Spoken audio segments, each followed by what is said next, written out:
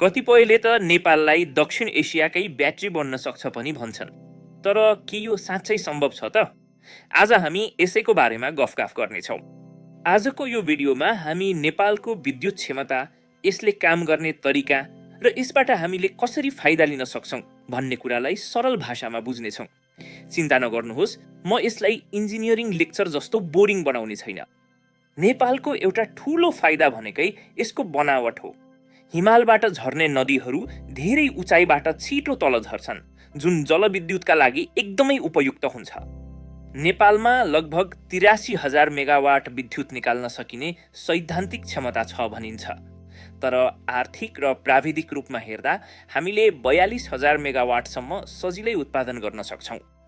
तर अचम्मको कुरा के छ भने सन् 2024 सम्ममा हामीले केवल 3,000 मेगावाटको हाराहारीमा मात्र विद्युत उत्पादन गरिरहेका छौँ।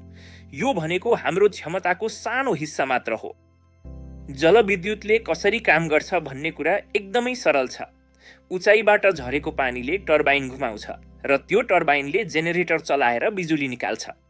यो पानीलाई इन्धनको रूपमा प्रयोग गरिन्छ, जलाइँदैन। अब प्रश्न यो होइन कि हामी बिजुली निकाल्न सक्छौँ कि सक्दैनौँ। प्रश्न यो हो कि हामी यसलाई कसरी प्रयोग गर्छौँ। इन्डक्सन चुल्होदेखि विद्युतीय गाडीसम्म यसको धेरै प्रयोग छ। हामीले बढी भएको बिजुली भारत र बङ्गलादेशमा बेच्न पनि सक्छौँ। यसले हाम्रो अर्थतन्त्रलाई ठूलो टेवा पुर्याउँछ। नदीको पानीलाई पैसामा बदल्ने यो ठूलो अवसर हो।